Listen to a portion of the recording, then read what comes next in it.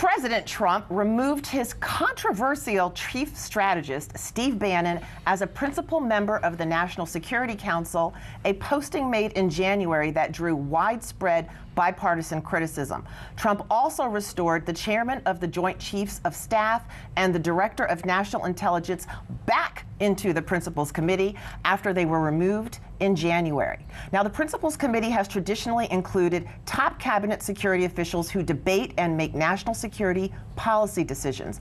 Bannon, the former head of right-wing Breitbart News, has no such experience, and critics were concerned he would politicize the process.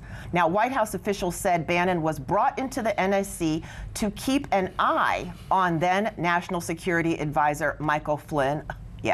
But Flynn resigned in February, and Bannon remained at the NSC until yesterday. Now, the New York Times is reporting that changes were made by Flynn's replacement, Lieutenant General H.R. McMaster, who wanted to keep politics out of the NSC and revert back to a traditional council. I leaked nothing to nobody, and never have and never would. Now, that was former Obama National Security Advisor Susan Rice denying allegations she sought the identities of Trump officials caught up in electronic surveillance and then leaked their names. Yesterday, in an interview with the New York Times, Trump was asked if he thought Rice committed a crime. Trump said, and I quote, "Do I think? Yes, I think," though he offered no evidence to back up the charge.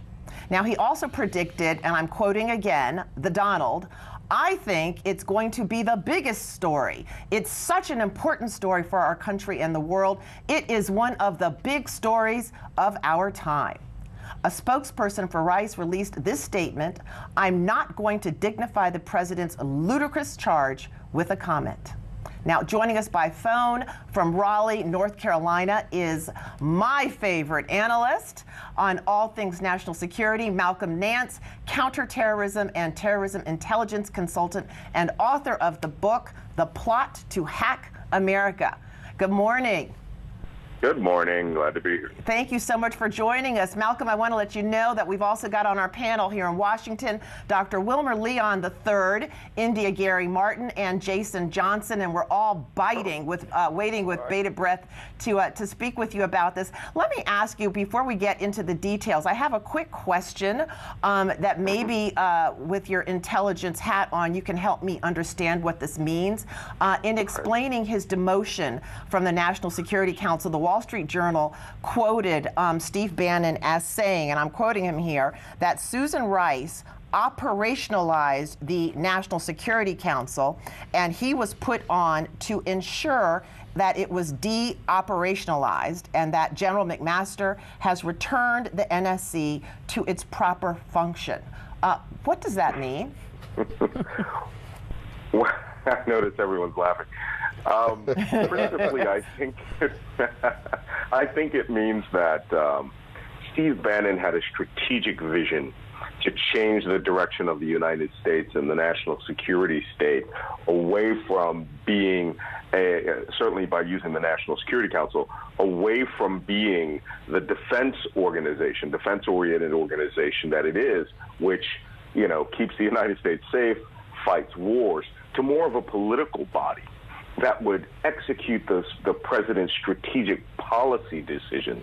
And, you know, in this case, he has a brand of authoritarianism that Bannon is famous for. I mean, he's a follower of a Russian philosopher named Alexander Dugin, who believes that liberal democracy should be dismantled.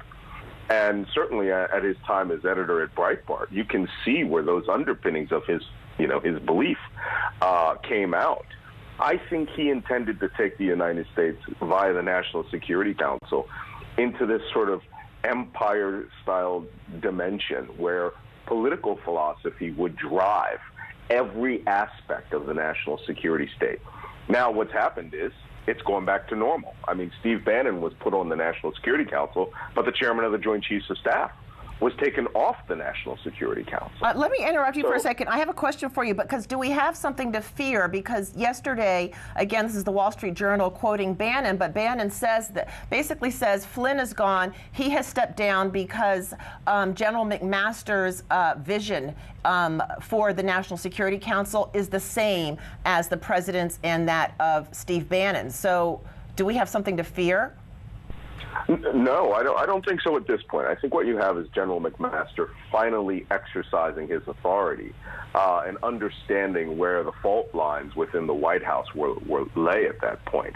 And General McMaster has restored the National Security Council to the position that the president wanted and that the president needs. And that president would be President Obama. So, because President Trump's vision of the National Security Council was chaos and mayhem, and a political body masquerading as a defense and establishment and policy factory, which it wasn't. It was almost like a Russian Politburo.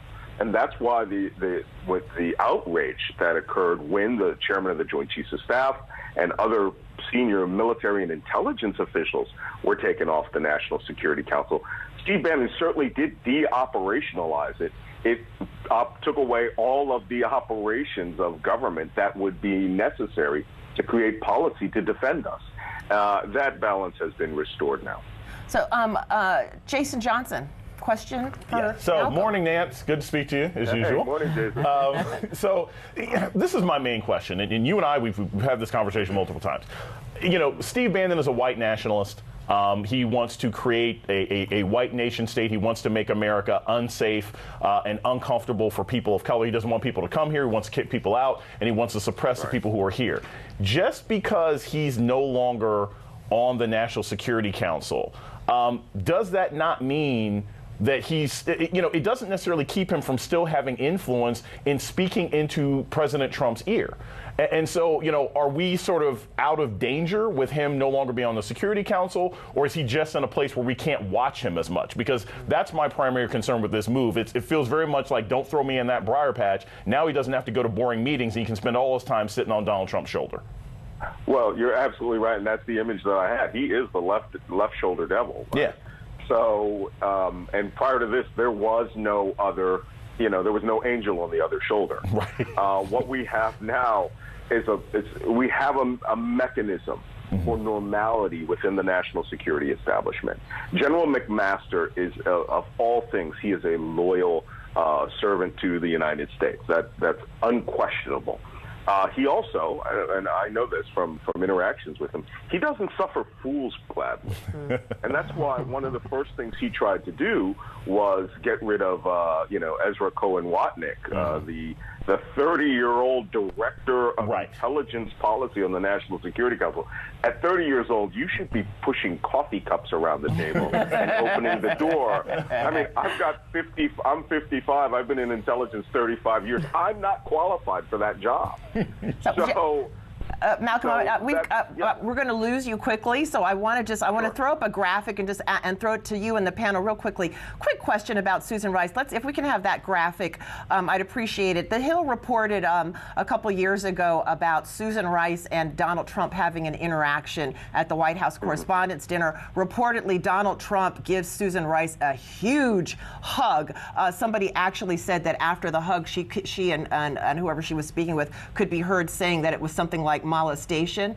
But Donald Trump, Donald Trump was asked a question, and he actually gave Susan Rice a lot of credit and said she's got a really difficult job. He had no problems with Susan Rice. So my question for Malcolm and for the panel, Indy, I want to go with you, is, what has happened? Like, why throw all this smoke and fire at Susan Rice? Well, I mean, it's always about smoke and fire with him, isn't it? I mean, honestly, anything that suits him at any given point in time is what he goes with. Yeah. And so whilst he loved her before, he doesn't love her now, and he doesn't care. And that's really important to understand. It's important to understand that he is going to move with the wind. So if it suits him, he does it. If it doesn't suit him, he doesn't. And you know, this whole thing around Susan Rice, it's always about the Obama administration, right? He always deflects. He always deflects and tries to distract. And isn't it easy to beat up on a woman? Leon, quickly, and then Malcolm. Nance, Wilmer Leon here. Dina Powell from Goldman Sachs on the NSC. Is that something that what role does Goldman Sachs play in this in national security? Well, it appears Goldman Sachs is obviously the financial advisors to the entire national security apparatus. Okay. They own it. But Dina's role, she is actually a professional. She's fluent in Arabic. She has experience in the Middle East. She helped facilitate the meetings with the King of Saudi Arabia. She is Egyptian. I have a lot of respect for Dina Powell. I've worked with her in the past. It was more Goldman Sachs than Dina Powell. That was my concern. Gotcha. Malcolm, we're going to give you the last word because we've got to go, but I'm so happy to have you on the show. Last word from Mr. Nance. Okay, well, the last thing I want to say is about Susan Rice and the unmasking of names. That was her job as National Security Advisor. I personally was surveilled by a foreign intelligence agency, and I was notified that another U.S. intelligence agency had my name, had unmasked my name to defend me from hostile surveillance and possibly abduction. So that occurs all the time. Trump is trying to hide something. That is very important news. Thank you so much. A peaceful protest turned deadly. 37-year-old black man was shot and killed by Baton Rouge police. His hands are in the air, and you still get shot by the cops. Oh my God, please don't tell me he's dead. We're not going to let hate define us. Race is a big part of this. If truly all lives matter, then all lives need to matter equally. What we require is action. What we require is accountability. We understand that black lives do matter, and we will keep focused on this issue. NewsOne Now, every weekday morning at 7 on TV1.